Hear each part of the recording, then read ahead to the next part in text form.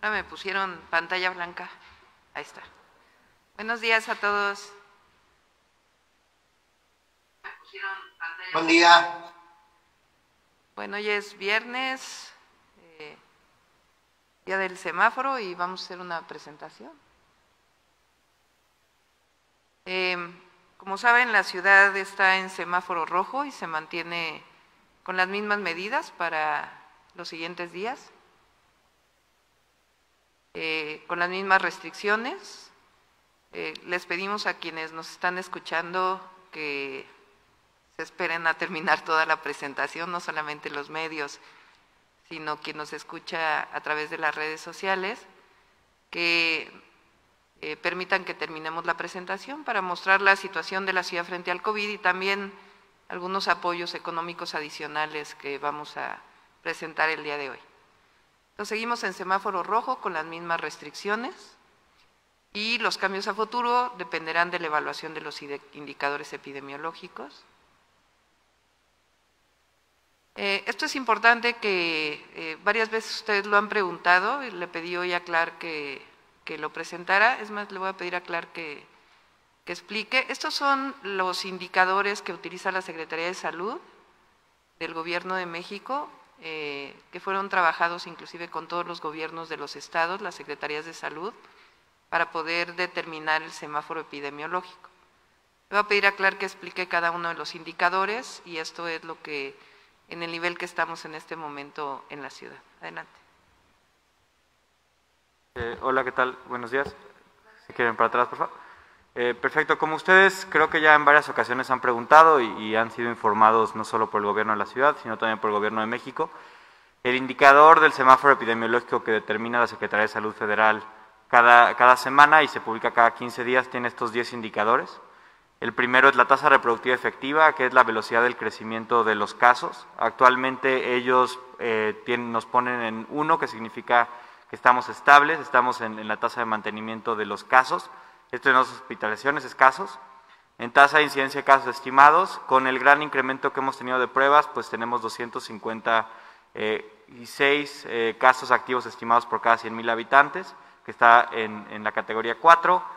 Una tasa de mortalidad por 100,000 habitantes de 15.6, que también es la categoría 4. Tasa de casos hospitalizados por 100,000 habitantes. Esto viene de la red IRAC, que ustedes conocen, es el mecanismo mediante el cual el gobierno federal monitorea los hospitales que atienden pacientes COVID. También en la capacidad 4. Porcentaje de camas generales ocupadas, 86%, también es la categoría 4. Son 4 categorías, 1, 2, 3 y 4. 4 es la de mayor riesgo. Porcentaje de camas con ventilador ocupadas, 82%, también es la categoría 4. El porcentaje semanal de positividad al virus, ellos nos ponen 35, que también esta es la categoría 2. Y en ese caso es importante mencionar que todavía esto refleja las pruebas PCR de la ciudad. Como recordarán ustedes, se sigue en el proceso de homologar los indicadores epidemiológicos desde que las pruebas de antígenos han sido aprobadas en el país y conforme conforme son utilizadas por otros estados. Esa es la categoría 2. Tendencia de síndrome COVID significa que hemos bajado el número de casos estimados activos. Teníamos un poco más antes y por eso está en números negativos. Esto nos pone en la categoría 1. Tendencia de mortalidad de la red IRAC, estamos estables, esta es la categoría 2. Y tendencia de casos hospitalizados por 100,000 habitantes, estamos en la categoría 2 también. Esto nos pone en un puntaje total de 35 puntos de 40, lo cual nos ubica en el riesgo máximo, que es el color rojo y razón por la que estamos en semáforo rojo. Para pasar al semáforo naranja, el umbral de cambio es pasar a 31 puntos o menos, es decir, que por lo menos en 4 de los 10 indicadores hubiéramos mejorías que los bajaran de categoría. Pero por ahora en este semáforo intermedio que aplica para la siguiente semana, estamos todavía en riesgo máximo color rojo. Y sería eso. La ocupación hospitalaria es la siguiente en este momento. Al día de hoy en la Ciudad de México hay 6,681 personas hospitalizadas, de las cuales 5,007 están en camas generales y 1,674 personas están en camas con intubación. Es importante que ustedes puedan observar cómo particularmente el tema de camas con intubación ha tenido cierta estabilización en la última semana. que en cierta manera nosotros lo asociamos al semáforo. Adelante. En la zona metropolitana hemos llegado a 9.212 personas hospitalizadas, 7.040 en camas generales y en 2.172 con intubación. También es importante que se sepa que este semáforo es similar en toda la zona metropolitana del Valle de México, que obviamente a lo que corresponde al Estado de México le corresponde al gobernador anunciarlo. Mostrarles cómo en distintos países del mundo, lo hemos mostrado en varias ocasiones, pero es importante que se conozca. Hacia el final del año han tenido una segunda ola, en algunos casos hasta terceras olas ha habido. En Estados Unidos esta tercera ola que se puede ver ahí ha sido mucho más intensa, en Reino Unido también. Alemania también tiene un repunte, en el mismo caso Colombia, España, Rusia, que ya comienza a bajar un poco. En todos estos casos también se han tenido medidas de distanciamiento social en muchos de los estados, en el caso de Estados Unidos y en los otros como países completos. Y recordar que nosotros tenemos una manera de actuar distinta a la de muchos otros países, pero sí orientamos y ponemos ciertas restricciones para poder disminuir los contagios. Adelante. Este es el modelo epidemiológico de la zona metropolitana del Valle de México. Como ustedes pueden ver ahí, el día de ayer y el día de hoy tuvimos, o más bien antier y ayer, porque el último número corresponde al día 7 de enero. En la primera gráfica, la azul, es digamos el caso que como se venía comportando y particularmente en los últimos 2 días nos estamos acercando al escenario rojo. Entonces es importante que se conozca que esta ligera estabilización tuvo en estos 2 días un aumento y como siempre decimos es importante esperar a la semana para saber si es un tema estadístico o realmente de ocupación mucho mayor o de mayores ingresos. Adelante. Aquí le voy a pedir a Clark de nuevo que explique el modelo que él lo desarrolla. Es justo un zoom a lo que veían antes. Pueden ver que este modelo lo fijamos a partir del 18 de diciembre, que fue cuando iniciamos el semáforo rojo. Lo que vimos durante los últimos prácticamente 20 días fue que las proyecciones sí nos mostraban una reducción en la tasa de reproducción del virus, que hacía que la curva fuera llegando a sus niveles pronosticados máximos, reduciendo la velocidad del crecimiento diario. El dato de ayer y de antier son importantes que ustedes los conozcan porque es la primera vez en 20 días que vemos un crecimiento mayor al pronosticado. Hay que ver si es un tema, como decía la jefa de gobierno, de un reporte diario. Siempre puede haber un día atípico con más ingresos, menos altas, pero es importante que sepan que la reducción sí tuvo esta anomalía el día de ayer y es importante monitorearla día con día, esperando que siga bajando la tasa de velocidad del crecimiento de las hospitalizaciones.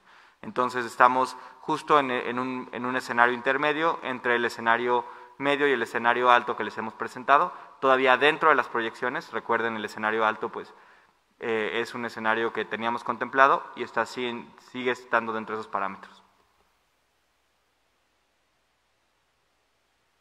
En las camas con intubación vemos un comportamiento similar. El caso de las camas con intubación, como proyectan los modelos matemáticos, iba a tener un punto de inflexión ligeramente distinto al de las camas totales. Observamos que se comportaron estas proyecciones bastante bien durante 20 días, inclusive un decrecimiento durante los últimos 5 días y ayer un repunte en los intubados. En este caso seguimos dentro de los parámetros que habíamos establecido dentro de las proyecciones, pero sí es importante que se rompió un poco la tendencia de 5 días a la baja y va a ser muy relevante monitorear esto los próximos días en el sentido de las camas sin intubación. Recordar, en ambos casos seguimos dentro de las proyecciones, pero las proyecciones lo que miden es una tasa promedio de reproducción, es decir, que la ciudad se comporte de cierta manera estable a partir del 18 de diciembre, y por lo que ustedes saben, por las fiestas de Navidad, por lo que sea, siempre puede haber días particulares en los que ese promedio puede ser más alto o más bajo, y puede ser lo que estemos viendo. Lo más importante es ver si en los siguientes 4 o 5 días se revierte la tendencia y se comporta como estábamos proyectando, o si en realidad podríamos inferir que hay un cambio de tasa reproductiva subyacente dentro de la ciudad.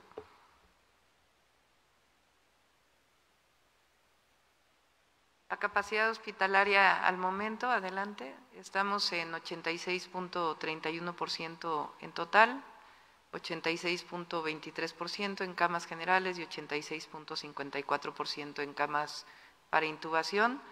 Es muy importante decirles que puede haber una variación en el reporte diario por la siguiente razón. A este nivel de saturación hospitalaria que tenemos, puede ser que una cama que se reportaba como general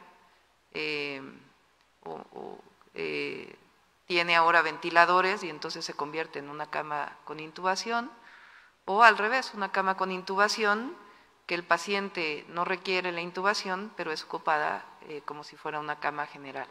Entonces, estas ligeras variaciones que puede haber entre el reporte de un día y otro, en términos de la diferencia en camas generales y camas con intubación, a veces se muestran así, pero hoy tenemos este porcentaje de ocupación. En el caso de las camas generales, solamente para la ciudad son 771 camas disponibles y 246 camas para intubación.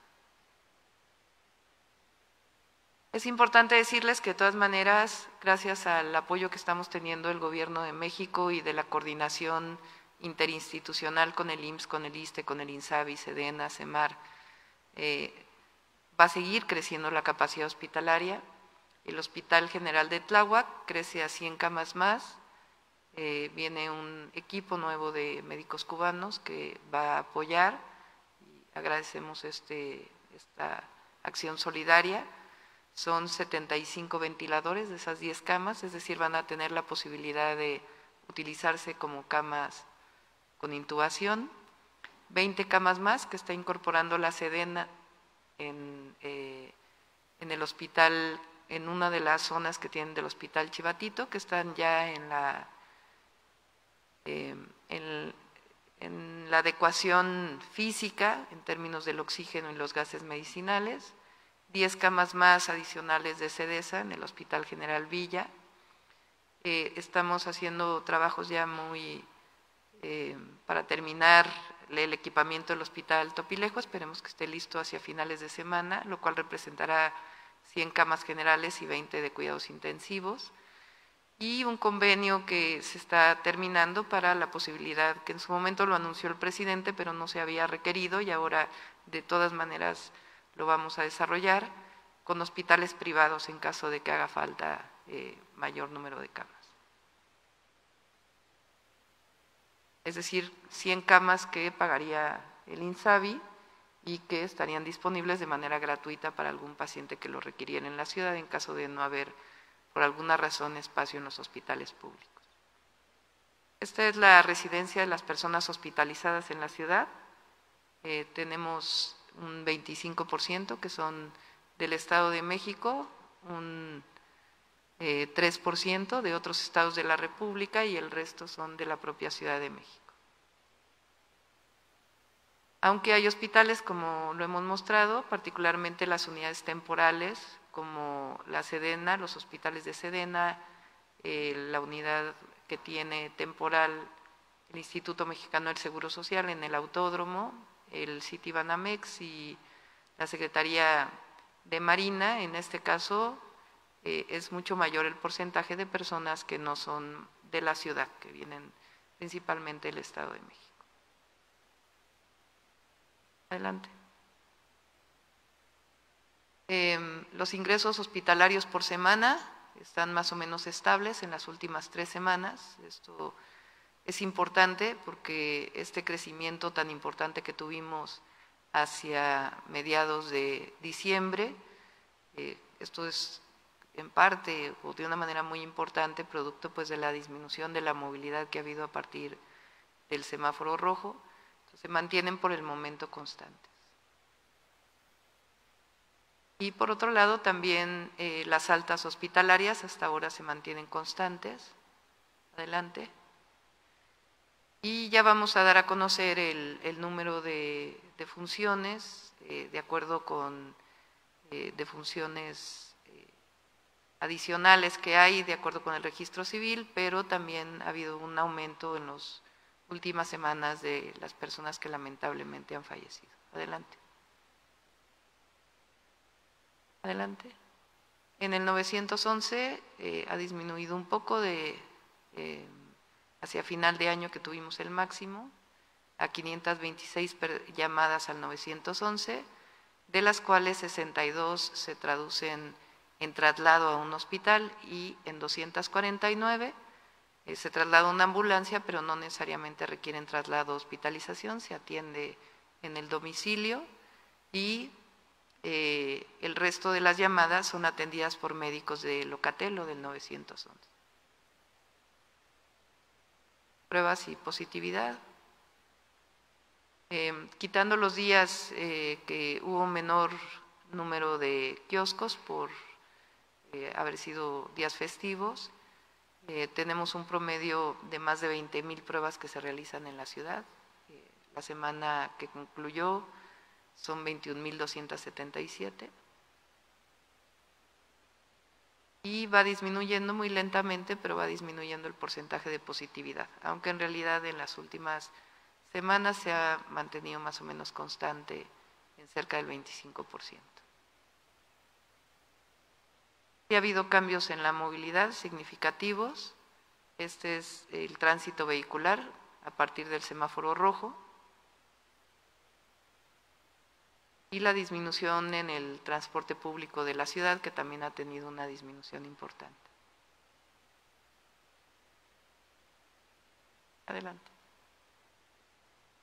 También el monitoreo de antenas telefónicas, que saben ustedes que se realiza, y están los puntos verdes, son los de, mientras más verde oscuro, mayor disminución de la movilidad.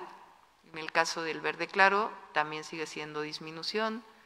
En el amarillo es más o menos constante y en los puntos rojos o los polígonos rojos es donde aumentó la movilidad a través de las antenas. Y en general se puede apreciar una disminución general en la ciudad de 5,19%.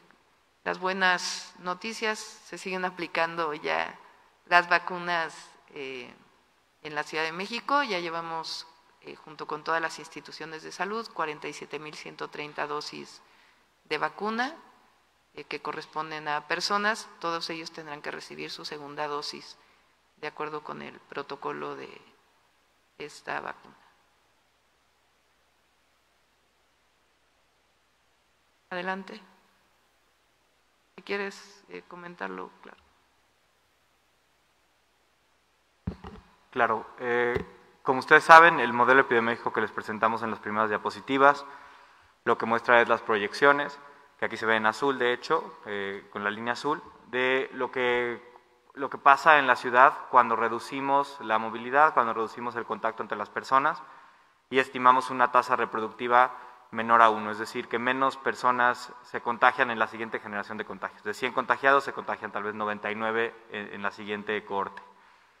¿Qué hubiera pasado si continuaba la tasa reproductiva cercana a 1,15 que teníamos previo al semáforo rojo? Es la línea roja. Eso significa que cada 100 personas contagiadas contagian a 115 personas. Eso nos tendría no solo en una curva ascendente de más de 1,000 personas más hospitalizadas hoy de las que podríamos tener, pero además es una curva que, como ustedes saben, seguiría creciendo. Seguirían los contagios y estaríamos teniendo proyecciones de crecimiento a mediano y corto plazo bastante más grandes de las que tenemos hoy en día.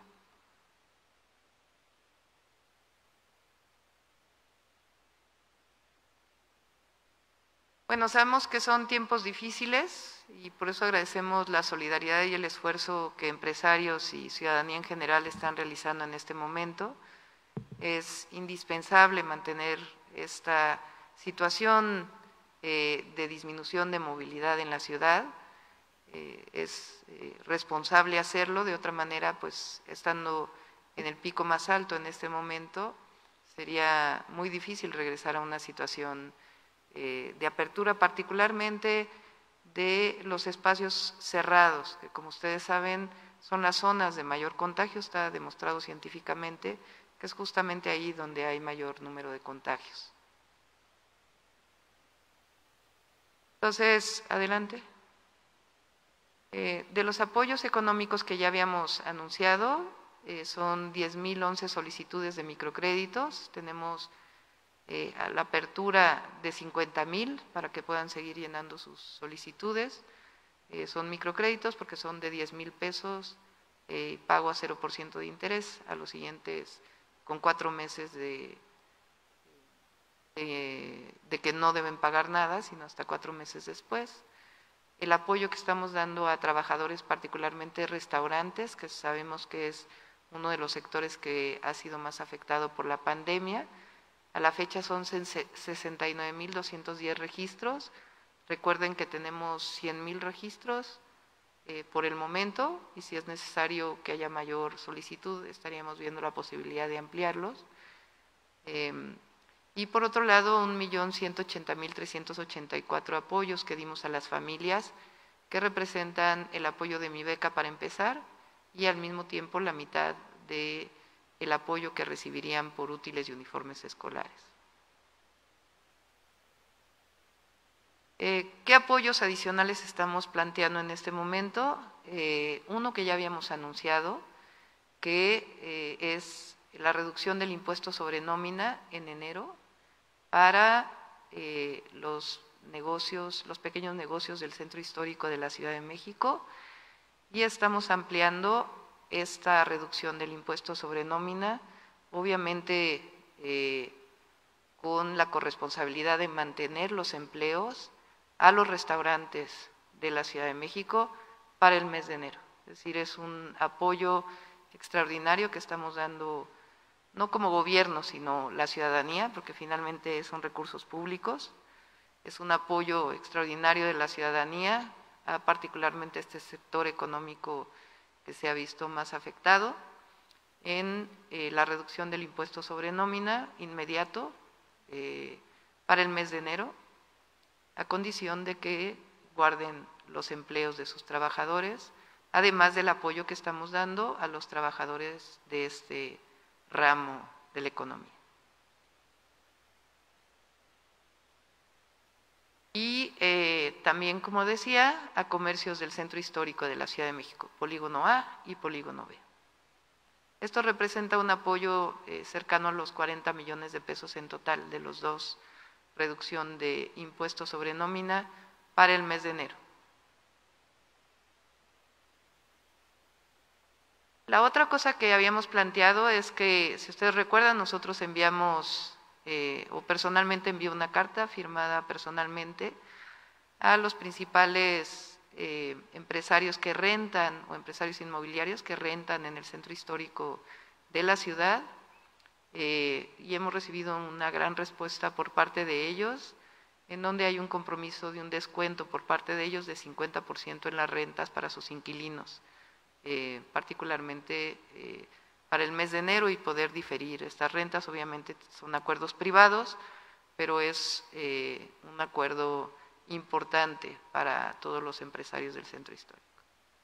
Y obviamente acercarse al secretario de Desarrollo Económico, aquellos empresarios del centro histórico que no reciban este apoyo por parte de quien está rentándoles el espacio. Y recordar a la ciudadanía, quedarnos en casa. Siempre es bueno y importante, que no se trata de quedarse 24 horas en casa, eso es importante, se puede salir a dar una vuelta, se puede caminar, esto se ha aprendido durante la pandemia. Lo que es importante pues es evitar los lugares de mayor congregación de personas, y particularmente los lugares cerrados de congregación de personas. Por eso se mantienen estas medidas del semáforo. Pero en la medida de lo posible quedarnos en casa. Si es indispensable salir, usar cubrebocas y mantener siempre la sana distancia, no fiestas ni reuniones con amigos y familiares, las compras realizarlas con una persona, y si se es positivo, COVID-19, aislarse 15 días y llamar a Locatel para seguimiento médico.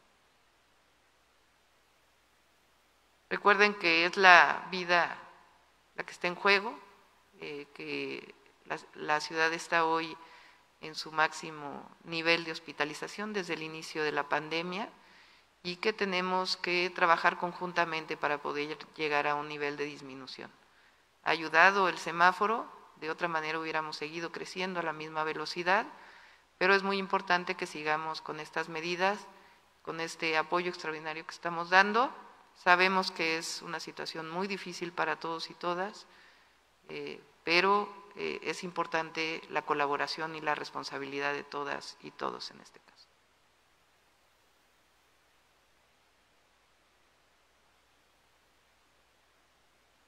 Iniciamos con sesión de preguntas y respuestas. Marybeth Sheridan, de The Washington Post. Buenos días, doctora Sheinbaum, y a todos. Tengo unas preguntas sobre la pandemia y quería dar las gracias a mis colegas que sin duda saben mucho sobre el tema y probablemente han hecho preguntas semejantes en los últimos meses, ¿no? Doctora, me parece muy interesante la decisión que tomó el gobierno tanto de la ciudad como del país al inicio de la pandemia de no usar medidas coercitivas en contra de los ciudadanos para hacer cumplir los reglamentos sobre COVID, ¿no? Y como usted sabe, en otros países en América Latina, en el mundo, sí han usado la policía, hasta el ejército, multas, toques de queda.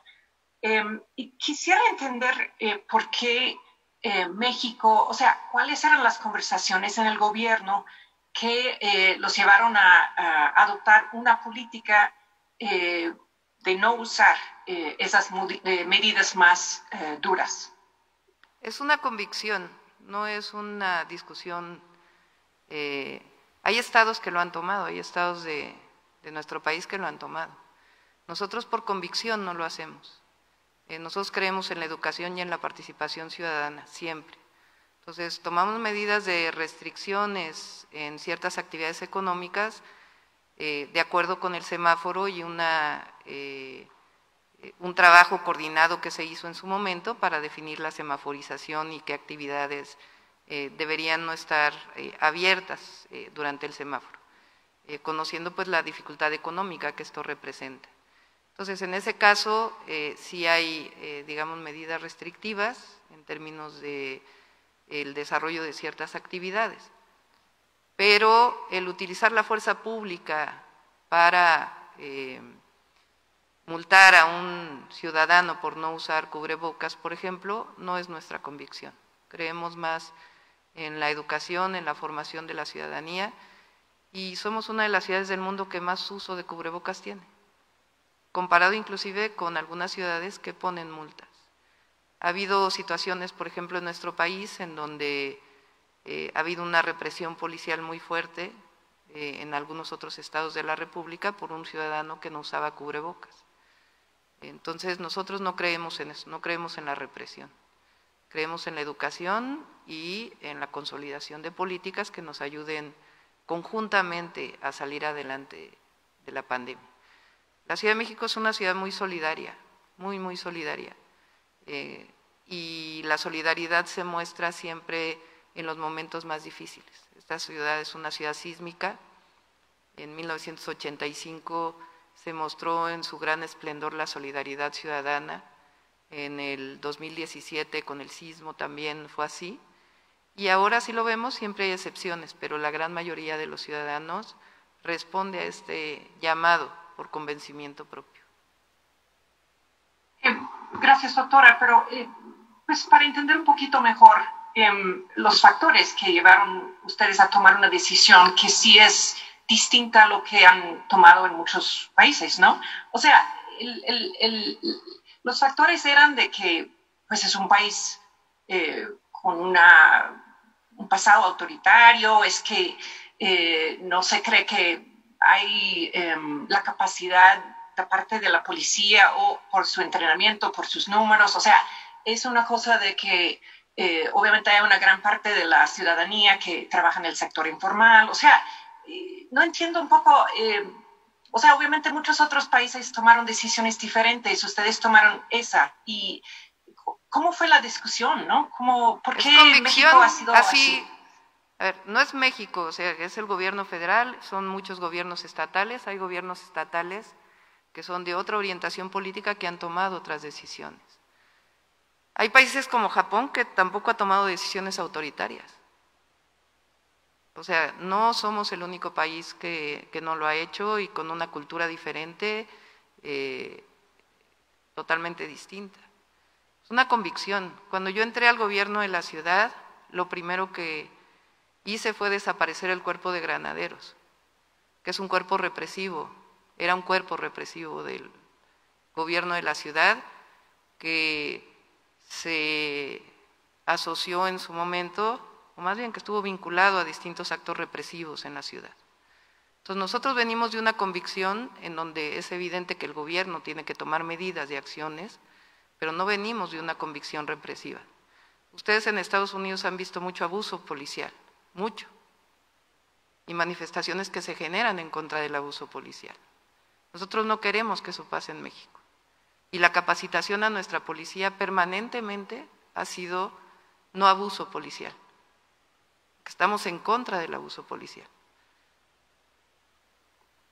Sí, doctora, obviamente todos estamos en contra del abuso policial, ¿no? Pero, o sea, es que es un gobierno de izquierda, esa es una filosofía, digamos, viene por la experiencia de México en otras épocas, o sea,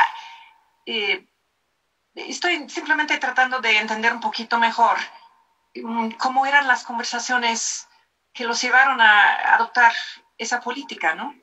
Es convicción, es convicción. Nosotros no queremos que por un asunto de este tipo haya un abuso policial. Entonces, si no hay abusos policiales en general, inclusive cuando hay manifestaciones que utilizan objetos peligrosos, que así lo llamamos, pues menos en una circunstancia así. Entonces, es una convicción, pero además es una convicción muy humanista. Ya más allá de izquierdas y derechas, es una concepción humanista. Uno nunca se va a equivocar, jamás, cuando pone la educación por delante, cuando pone la libertad por delante, cuando pone la concientización por delante. Jamás nos vamos a equivocar si lo hacemos así. Cuando tomamos medidas autoritarias es probable que, aunque no lo queramos, llegue a situaciones de abusos policiales. Y repito, ustedes lo han visto en otros países, particularmente en Estados Unidos, no frente a COVID a lo mejor, aunque también. Entonces nosotros tenemos una convicción humanista en donde la educación siempre va por delante, siempre, como un derecho y una responsabilidad. La libertad siempre requiere una segunda, para hacer un balance, la libertad siempre tiene que ir acompañada de la responsabilidad. Y eso es a lo que apostamos nosotros, a ciudadanos libres, pero ciudadanos responsables. Gracias, doctor. Y por último, obviamente llevamos ya más de 9 meses en la pandemia y ha golpeado muy fuerte a México y a la Ciudad de México, ¿no? ¿Ustedes creen que, dado el enorme costo humano de vidas, ¿no?, que ha implicado, bueno, la pandemia, ¿sí? ¿Fue una política correcta o algún remordimiento? Nosotros hemos trabajado todos los días, para atender la pandemia. Y siempre hemos apostado apostar no es la palabra, siempre hemos buscado una responsabilidad que está asociada a, yo diría, a 3 temas esenciales. La primera es el conocimiento científico, la segunda es la sensibilidad social y la tercera es la corresponsabilidad ciudadana.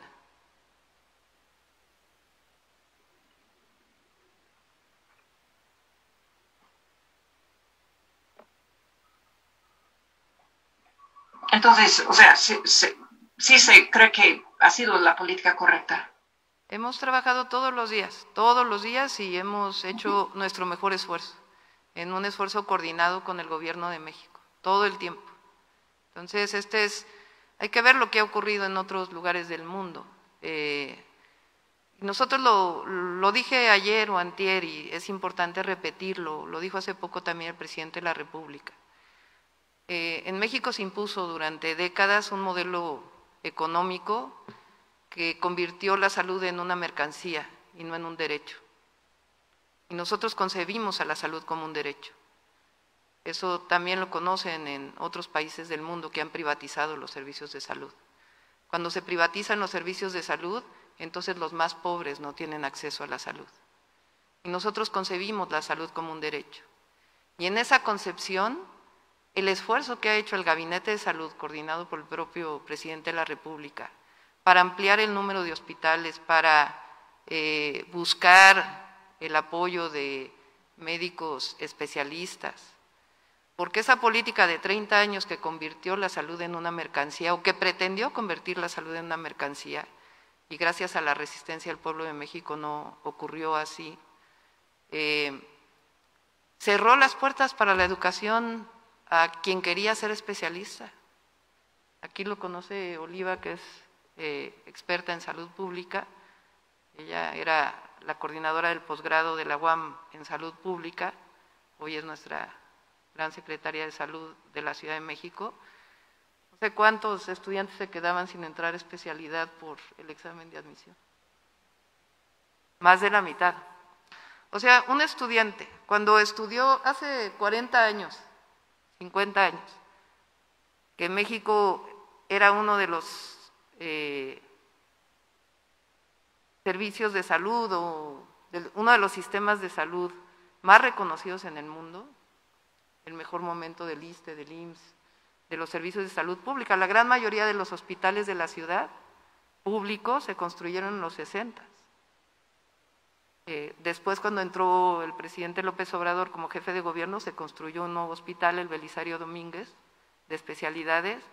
Después, con Marcelo Ebrard, se construyeron otros 3 hospitales, o se amplió el General de Iztapalapa y se construyó la Juscomedio y el Tláhuac, ¿no? El Milpalta.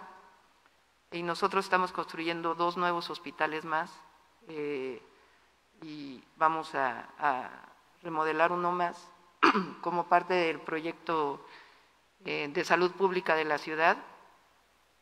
No había examen de admisión a las especialidades en aquella época. Se terminaba la carrera de medicina y era suficiente haber terminado aprobatoriamente la carrera de medicina para entrar a una especialidad. Y después se fue restringiendo en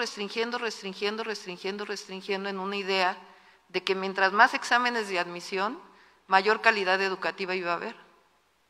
Y lo que provocó es que cada vez hubiera menos especialistas en nuestro país. Entonces, lo que ahora está haciendo el gobierno de México, el presidente López Obrador, es formar especialistas. Entraron este año, entre el año anterior y este año, especialidad, prácticamente el doble de lo que estaban entrando. Sencillamente por darle presupuesto al IMSS y al ISSSTE para contratación de personal. Y están haciendo un programa de becas al extranjero y a nivel nacional para la formación de especialistas prácticamente del doble de lo que se tenía antes. Y estas cosas normalmente no se evalúan cuando se evalúa la política de la pandemia en nuestro país. Entonces yo creo que es muy importante que se conozca, ustedes como reporteros nacionales, internacionales, en cuánto aumentó el presupuesto de salud del gobierno de México, sin necesidad de endeudarse. En cuánto aumentaron el número de especialistas contratados. ¿Cuál es la nueva política educativa para la formación de médicos y médicos especialistas? Nosotros como ciudad estamos haciendo una escuela de la salud con 1000 nuevos médicos, particularmente en medicina familiar, pero no, inclusive no solo para la ciudad, sino para el resto del país. Esa es una política de salud que orienta fundamentalmente a la salud como un derecho. Y si a eso le agregamos las etiquetas en en los alimentos procesados. Y una campaña muy importante que se está haciendo para disminuir diabetes, hipertensión y todas las comorbilidades que crecieron en nuestro país asociada a la comida chatarra. Entonces, si hacemos todo eso como un marco de política nacional de salud, pues hay que evaluar esa política nacional de salud a partir de cómo está enfrentando el gobierno de México y nosotros de manera coordinada la salud de los habitantes de nuestro país. Entonces, no es un tema de si se cerró la economía ayer o antier. De hecho, el semáforo fue repetido en muchos otros lugares del mundo, aquí fue el primer lugar donde se desarrolló. Sino es evaluar completo la visión del Estado como un Estado benefactor, y siempre con la empresa privada, porque además nadie ha negado la posibilidad de que haya salud privada, al contrario, también se promueve. Pero aquí el más pobre tiene que tener derecho a la salud. Esa es la visión, y en esa concordamos y en esa vamos a seguir luchando hasta el fin de nuestros días. Por eso llamamos a la ciudad una ciudad de derechos.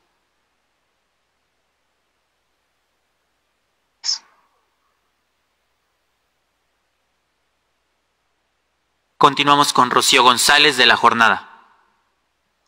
Hola, buenos días a todos. Buenos días, doctora. Preguntarle si con estos nuevos datos que nos da a conocer el día de hoy han hecho un recálculo en el modelo epidemiológico para conocer hasta cuándo se podría mantener esta tendencia al alza de contagios y hospitalizaciones. Como lo explicó Clark, tenemos que esperar varios días para ver si es necesario recalcular, o es más bien, como les he explicado aquí muchas veces, nosotros recibimos la información de los casi 60 hospitales públicos y privados que atienden COVID en la Ciudad de México. Inclusive ahora son más hospitales porque el IMSS incorporó más número de hospitales y también, de nuevo, la Secretaría de Salud, que ya se habían desconvertido y que reconvirtió nuevamente. Entonces, a veces la estadística de un día del número de ingresos, del número de hospitalizados, se ajusta hasta el jueves porque no se pudo llenar completamente el martes, dada la carga de trabajo que tienen los hospitales. Entonces hay que esperar varios días para ver si es tendencia, y si es así, pues ya aquí nuestro matemático con especialidad en epidemiología rápida de un año, tendrá que recalcular. Obviamente es Clark y un equipo muy importante y bajo la dirección de Pepe. Ayer los restauranteros del Valle de México hacían un llamado tanto a usted como al gobernador del Estado de México. En las condiciones actuales no hay manera entonces de definir a la industria restaurantera como actividad esencial. Desafortunadamente no, digo desafortunadamente porque aquí no es un tema solo de voluntad. Es un tema de la situación que está viviendo la ciudad y las dificultades relacionadas con la pandemia. No es lo mismo hablar de una ciudad de 1 millón de habitantes que una ciudad de una zona metropolitana de 22 millones de habitantes. Entonces, pero también nos sentamos con la secretaria. El día de ayer Pepe tuvo 2 reuniones con el secretario de Desarrollo Económico y distintas asociaciones de restauranteros, inclusive restauranteros de manera individual, y se les hizo una exposición pues de la situación que se está viviendo y de cómo en otros países pues el tema de los restaurantes pues ha sido un tema fundamental en los estudios que se han hecho de contagios, porque no se usa cubrebocas, porque se está en un lugar cerrado. Entonces digo desafortunadamente porque claro que nos importa que la ciudad tenga crecimiento económico, y por esa razón es que el día de hoy planteamos este apoyo que estamos dando durante el mes de enero, de que no tengan que pagar el impuesto sobre nómina todos los restaurantes de la Ciudad de México. Y esto pues es un apoyo, sabemos que no es el máximo que ellos quisieran, pero sí es un apoyo y es un esfuerzo de la ciudadanía, además del apoyo que se está dando a los trabajadores de los restaurantes, ¿no? Entonces, estamos dando este apoyo de que no tengan que pagar en enero el impuesto sobre nómina, de acuerdo con la condición pues, de la pandemia que hay en nuestra ciudad en este momento. ¿De cuántos restauranteros estamos hablando que estarían en posibilidades de recibir este apoyo, doctora? Son desde los pequeños hasta los más grandes y con gusto les pasamos más tarde el número de establecimientos mercantiles. Gracias. Y por último, preguntarle a la secretaria de Salud, ¿hay alguna manera de pues agilizar los ingresos en los hospitales, pues dado el número de llegadas de ambulancias que pues reportan que tienen que esperar pues varias horas para que puedan admitir a sus pacientes? Sí, estamos también con un programa de altas oportunas. Muchas veces los pacientes tienen que permanecer en el hospital porque ya están mejor, pero requieren de apoyo de oxígeno. Entonces, un programa que se está ampliando de oxígeno domiciliario para atención de COVID domiciliaria con lo que estamos llamando este programa de alta oportuna. Y eso nos permite liberar camas más rápidamente porque son pacientes que ya están bien, requieren este apoyo de oxígeno domiciliario y pueden concluir su atención, desde luego con seguimiento médico desde el hospital, en su domicilio. Entonces estamos acelerando esto y también pues la ampliación y la expansión de camas hospitalarias que, como ya lo señaló la jefa de gobierno, todos los días estamos sumando nuevas camas para garantizar que los casos graves y muy graves puedan ser atendidos. De acuerdo a los reportes que ustedes tienen, ahorita en esta saturación de hospitales, ¿cuál es el tiempo promedio que están tardando para ingresar a pacientes? Es variable, pero habitualmente estamos sobre 1 hora, pero puede variar mucho de institución y de turno. Se duplicó también el número de ambulancias para atender estos despachos del 911 y también se está haciendo un trabajo muy importante de valoración porque hay muchos despachos que llega la ambulancia y en realidad no requiere traslado a hospital. Entonces, todo esto es una perspectiva integral que está permitiendo, por un lado, orientar claramente los que sí son casos graves y muy graves, llevarlos a hospital, reducir los tiempos de atención con el programa de alta oportuna que se está generalizando en todos los hospitales. De hecho, el IMSS, el ISSSTE tiene este servicio de oxígeno domiciliario y nosotros lo estamos ampliando también. Entonces, son varios mecanismos. Por supuesto, la ciudad está muy exigida por la cantidad de casos que hay en este momento. Muchas gracias, buen día a todos. Continuamos con Enrique Muñiz de Capital 21. Doctora, ¿qué tal? Buen día a todos. Pues preguntarle, parte de esta carta que enviaron los restauranteros, la industria restaurantera, en entrevistas que han podido otorgar durante el día de ayer, pues también se quejaban sobre este tema de el comercio en vía pública, cómo a ellos sí se les permitía operar aún en semáforo rojo con la venta de comida, sin una supervisión tan estricta de las medidas sanitarias. ¿Cómo mediar entre pues los locales, entre el comercio establecido y los que se establecen en vía pública? Sí, como saben, lo que está permitido es poder comprar comida a domicilio o pasar por ella. Y el día de hoy en la tarde tiene una reunión el secretario de Gobierno junto con las alcaldías y el secretario de Desarrollo Económico para hacer una campaña también en el comercio en vía pública para que sea en efecto de la misma manera. En ese sentido sí es importante pues que todos cumplan un esquema en donde se pueda comprar comida ahí, pero no necesariamente comerlo en el sitio. Ok, doctora. Y por último, pues, ¿cómo va también el tema de la contratación de más médicos?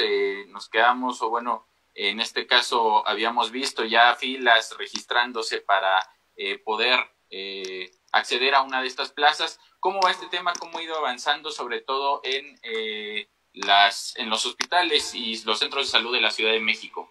Sí, tenemos unos datos generales. Hemos contratado 1,304 personal de salud, no solo médicos y médicas y de enfermería, sino también de otras áreas estratégicas. 1,304 que son por honorarios, 4,823, sobre todo para reforzar en el nivel ambulatorio, en todos los kioscos, macroquioscos, centros de salud, 999 directos por INSABI, y tenemos 200, en este momento les digo, 282 especialistas que se han contratado específicamente para la pandemia. Entonces es algo que desde el inicio, desde febrero, empezamos a hacer y no hemos parado para reforzar tanto el nivel hospitalario como el nivel ambulatorio y la atención desde la promoción y la prevención de la enfermedad hasta la atención más sofisticada en hospitales. Perfecto, muchas gracias, es todo de mi parte. Continuamos con Eduardo Hernández del Universal. Hola, buenos días a todos. Primero preguntar sobre esta reducción del impuesto, ¿es el 100% a estos negocios? ¿Será solo un mes y será toda la Ciudad de México, verdad? Sí, bueno, en el caso del centro histórico es especial para el comercio del centro histórico, que también ha tenido pues un impacto muy importante. Recuerden que en este caso del semáforo rojo se mantienen abiertas construcción privada y pública, a diferencia, si se acuerdan, de la emergencia sanitaria.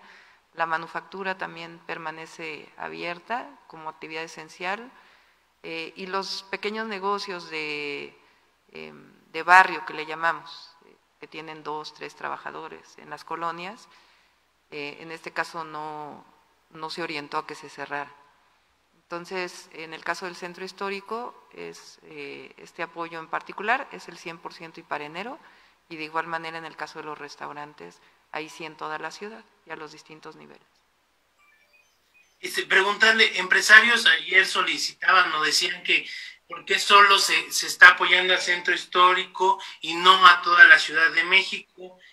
También decían que o solicitaban que se invirtieran alrededor de 3,200 millones de pesos para apoyos, y también la exención de este impuesto por el semáforo que fuera a todos los empresarios. ¿Sería posible en la ciudad?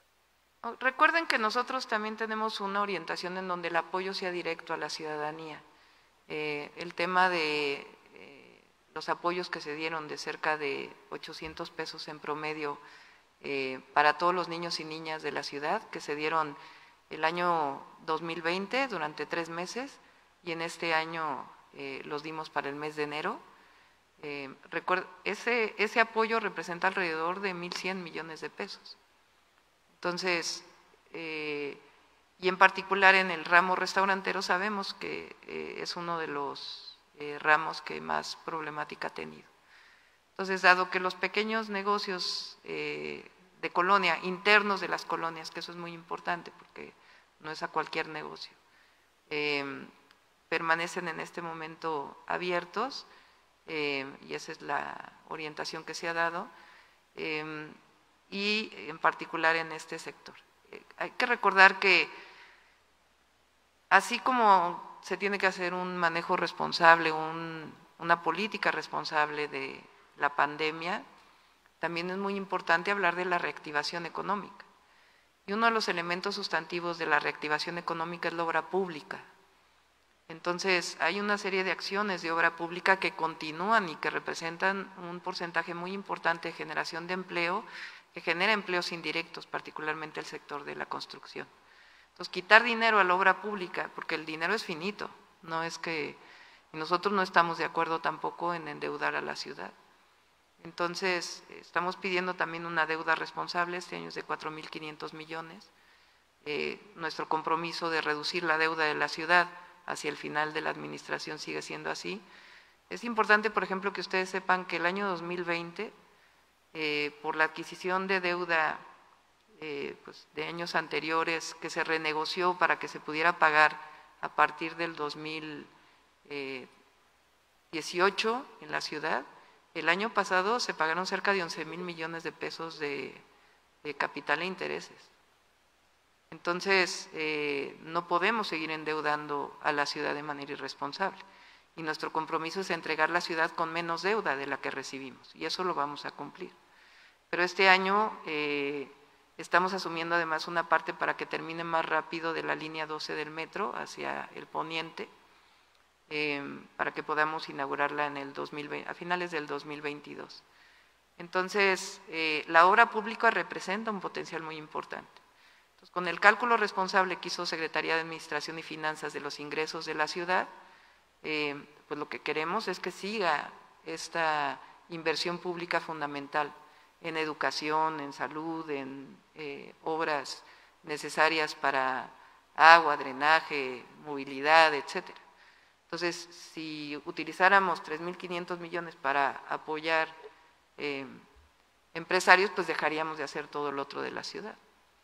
Entonces, por eso estamos haciendo un esfuerzo extraordinario, y repito, no es el gobierno, es la ciudadanía, en particular para este sector que, de acuerdo con todo lo que hemos visto en términos de empleo, sí ha sido de los que más ha tenido impactos. Y lo más importante es que podamos salir del semáforo rojo. ¿Cómo podemos salir del semáforo rojo? Pues actuando todos de manera responsable. Empresarios y ciudadanas. Pues en la medida en que guardemos las medidas de sana distancia, de disminución de movilidad, de quedarnos en casa, mientras mejor nos comportemos todos y todas en esta orientación sanitaria, pues más rápido vamos a salir del semáforo rojo.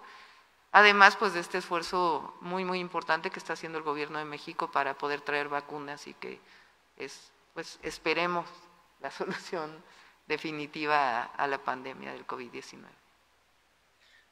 Doctora, al respecto de esta actuación responsable, los empresarios comentaban pues que se les ha permitido mucho a los ambulantes, al comercio informal, y a ellos no, y entonces pues que ha sido posible que el comercio informal siga trabajando y sigan teniendo ganancias, y ellos pues han tenido pérdidas, y muchos, incluso casi 100,000 negocios van a cerrar ante este semáforo. Sí. Primero, sí es importante decir que nosotros lo que queremos es salir lo más pronto del semáforo rojo. Y eso depende de pues que todos cumplamos, que comience a disminuir las hospitalizaciones. Recuerden que es una de las variables fundamentales, que disminuyan contagios, hospitalizaciones y también número de personas que lamentablemente fallecen por esta enfermedad. Y eso depende pues del comportamiento y de la responsabilidad ciudadana de todos, de empresarios y de ciudadanos, de todos.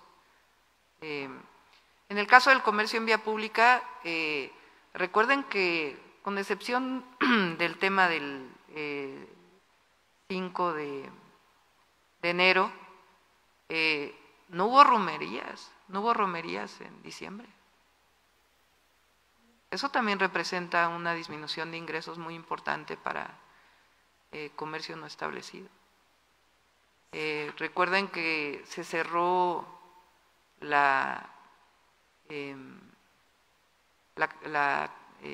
Basílica de Guadalupe el 12 de diciembre, que representa para muchísimas personas, yo diría hasta cientos de miles de personas, de pequeños negocios, pues también una disminución de sus ingresos. Entonces, no es cierto tampoco que se ha afectado a unos y a otros no. Y créanos que quisiéramos no afectar a nadie. Pero este es un tema de salud pública, de control de la pandemia, para que no podamos ofrecerle a todo aquel que se enferme gravemente una cama. Entonces, por eso se está haciendo hoy, en particular para este sector, este esfuerzo de enero, que sabemos que ha sido de los que más ha sufrido, y esperando pues que todos podamos trabajar de la misma manera para que lo más pronto posible salgamos del rojo y podamos entrar de nuevo a un esquema de actividad económica. Doctora, y por último, en estos números de hospitalizaciones, preguntarle si ya se pueden ver los resultados de comportamiento de fiestas de Navidad y Año Nuevo, o a partir de cuándo podríamos ver esto. Sí, pues es justamente lo que estamos viendo ahora. Si este comportamiento de incremento hospitalario se convierte en tendencia, muy probablemente pudo estar asociado a personas o que salieron de vacaciones y no guardaron la sana distancia y están regresando, o a fiestas que se realizaron durante esos días.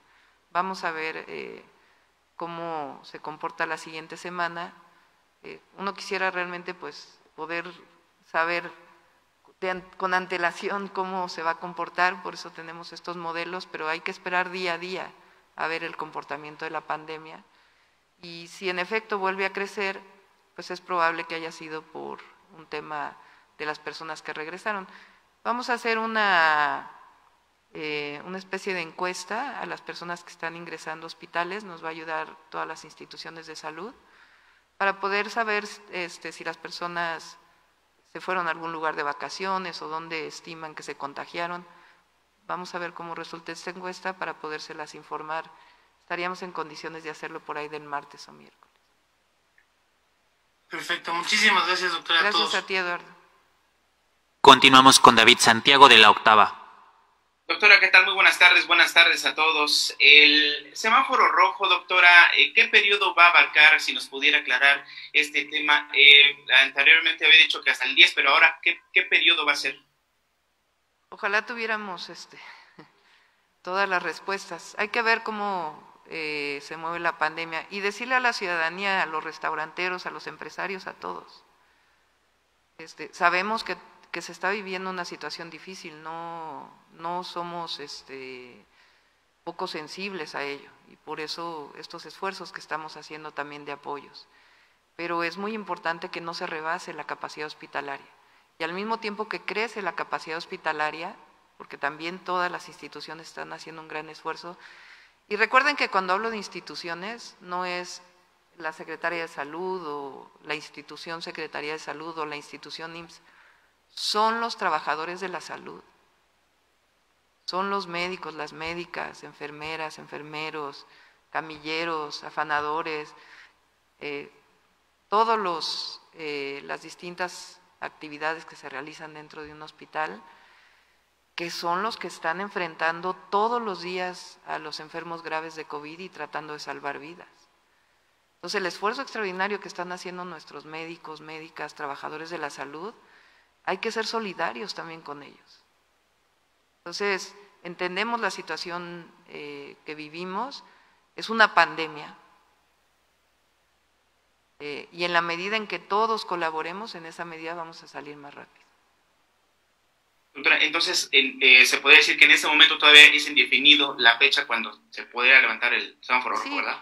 Por eso mostramos hoy los indicadores. Entonces es importante ver además pues las tendencias y ver si inclusive dentro del semáforo rojo se puede poner alguna otra actividad, pero por el momento tenemos que seguir guardando las mismas medidas que hemos guardado hasta ahora. Doctora, en el caso, regresando al tema de los restauranteros, si bien continúan estas medidas y restricciones, ellos incluso anunciaron que el 11 de enero van a reabrir, o no reabrir porque en realidad están operando, pero solo para llevar, pero van a recibir a comensales. Ahí, ¿qué podría hacer la autoridad? O sea, ¿sí alcanza para tener a todos los verificadores ahí para verificar que no estén recibiendo comensales? Sí pueden operar nuestros verificadores, pero yo creo que tiene que ser la ciudadanía también y los propios empresarios. Doctora, en otro tema, el índice de ocupación de hospitalaria y también de ambulancias, es decir, ¿cuántas personas o cuántas ambulancias son las que cuenta el sistema de salud de la Ciudad de México que están destinadas a la atención de pacientes delicados o que necesiten traslado por un accidente o por enfermedades ajenas al COVID? ¿Sí hay capacidad para atender a todas esas personas? Sí, son cerca de, si mal no me equivoco, 10 ambulancias que se están dedicando ahorita a otros temas no COVID. Y aparte las de la Cruz Roja, que también hay varias ambulancias de la Cruz Roja que nos apoyan en este esquema. Y aparte, pues las ambulancias que hoy pues están dedicadas también a COVID, que son cerca de 60. No solo de la ciudad, de todas las instituciones que operan coordinadamente en el C5. Y aprovechando que se encuentra la secretaria de Salud, me gustaría preguntarle sobre este tema de la activación del código azul en los hospitales. Más o menos, ¿cómo es ahí el tema, doctora? No, digamos que las clasificaciones tienen que ver con la parte de identificar pacientes y su condición para que puedan recibir la mejor atención. Eso que se señala no es real. Entonces, ¿no tiene nada que ver con la atención o no de los pacientes COVID, doctora?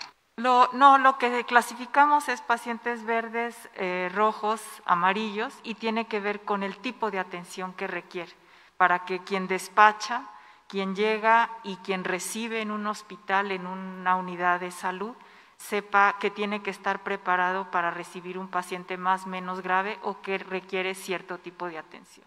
Eso es lo más habitual que se hace. Pero sí existe esta alerta azul y en su caso no hay esta orden para aplicarla, ¿verdad? A ver,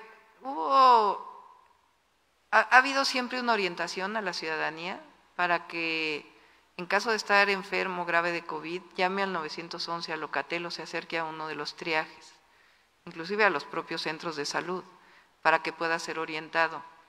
Ha habido casos en donde la ambulancia llega al domicilio y tiene una saturación muy baja de oxígeno, y eso es en parte por haberse esperado mucho tiempo.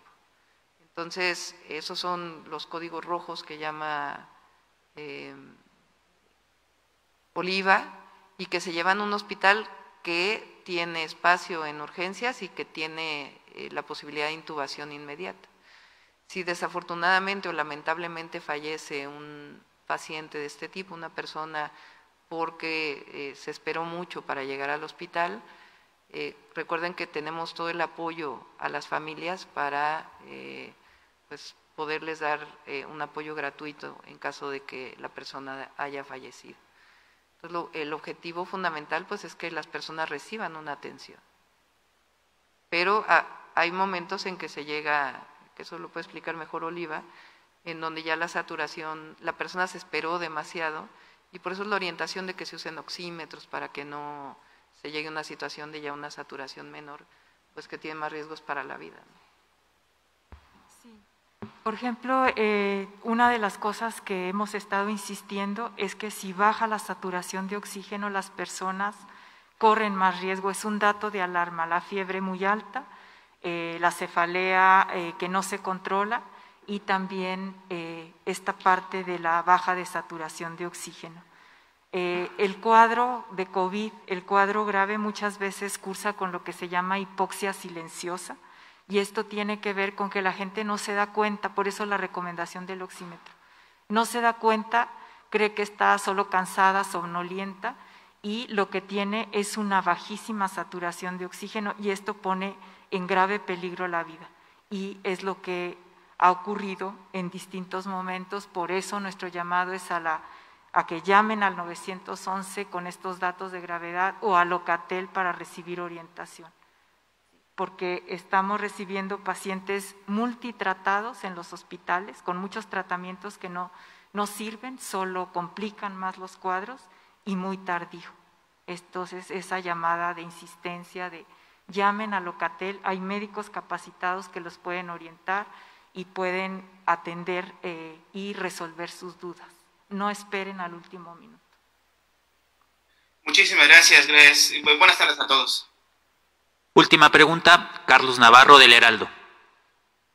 Buenas tardes a todos. Quería ver si me pueden apoyar primero con unas precisiones. Mencionan de la ampliación hospitalaria, son alrededor de 350 camas. ¿A partir de cuándo ya podrían estar funcionando estas camas para brindar atención? En el caso de la ampliación de la CEDESA, son como unos 3 días. Se está esperando un equipamiento adicional. En el caso del Hospital Tláhuac, probablemente sería el martes de la próxima semana. En el caso del hospital Topilejo sería hasta finales de mes. No recuerdo cuál otro más está. Y Chivatito también se espera la próxima semana. En el caso de los hospitales privados que van a habilitar 100 camas a través de este convenio con el INSABI, ¿cómo va a ser? ¿Una persona puede llegar a un hospital privado o la redireccionan a través de los sistemas de salud del gobierno? Tiene que ser o a través de ambulancia, o sea, directamente regulada por el CRUM de la Ciudad de México, o también se está viendo la posibilidad de trasladar a pacientes que ya están convalecientes, se llama, es decir, que ya prácticamente están por salir. Si recuerdan, así empezó a funcionar el Citibanamex, que puedan ser atendidos en los hospitales privados, pero tiene que ser regulado necesariamente.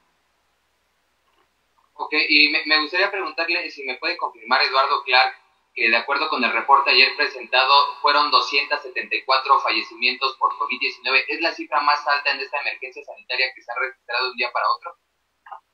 ¿Te refieres a las muertes por confirmación, comprobada positiva?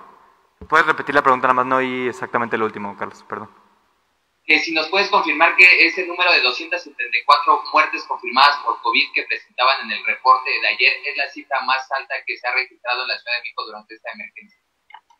Es de las más altas definitivamente, pero si quieres te confirmo en un ratito el número exacto, nada más para no errarle.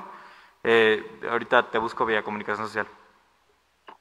Gracias. Y doctora, me gustaría preguntarle, ¿ha tenido acercamiento la Canirac en esta situación que han tenido con los restauranteros? Hay algunos que dicen que ya van a abrir el 11 de enero. ¿La Canirac se ha comunicado con ustedes para manifestarles esta situación?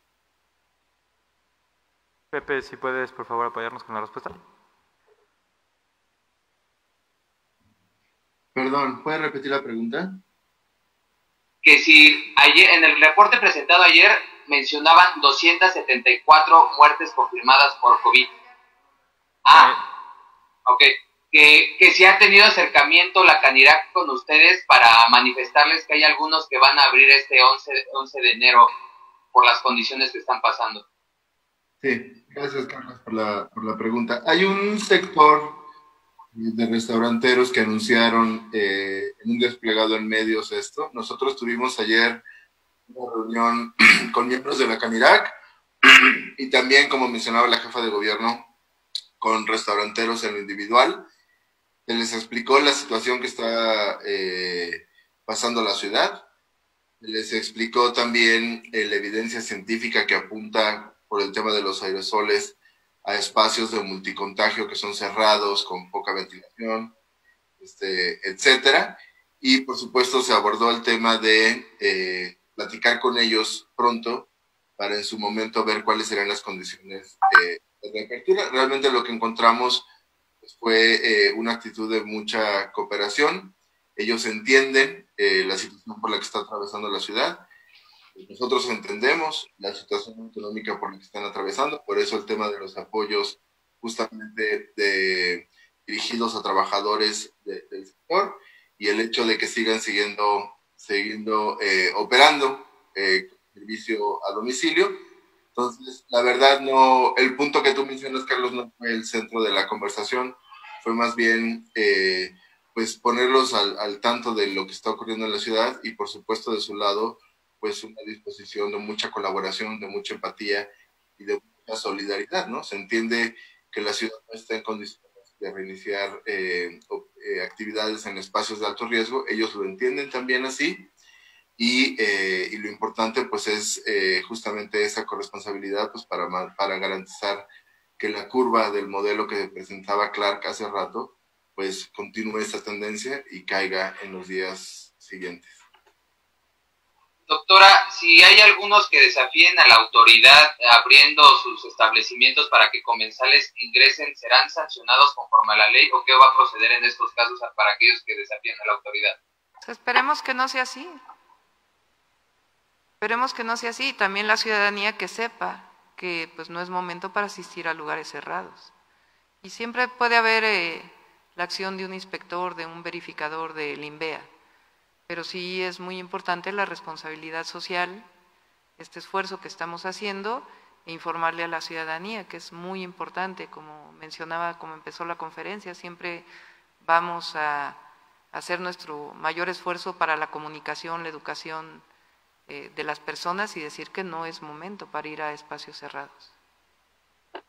Y por último, ya si me lo permite, hace unas semanas el monumento a Cuauhtémoc fue dañado, unos individuos con ceguetas cortaron algunas de las esculturas que había ahí por el tema del cobre. Me gustaría preguntarle si más allá del tema del cobre han hallado una intención distinta, que no solo sea el cobre, sino una intención distinta para dañar este monumento. No, creemos que más bien fue vandalismo y querían vender el material y ya se está restaurando y se abrió la carpeta de investigación adecuada. Bueno, va a iniciar la restauración, se están haciendo todas las gestiones con el INAH para que así sea. Hablaban de alrededor de 3 millones de pesos que iba a costar la restauración, ¿es correcto este dato, doctor? Sí, no tengo el dato aquí, la verdad, tendría que preguntarle al secretario de Obras y a la secretaria de Cultura, que son quienes están trabajando con el INAH para poder pues, resolver esto, y recuerden que también hay seguros que tienen que operar en estos casos. Gracias, buen día a todos. Concluimos con la conferencia, muchas gracias. Buen día.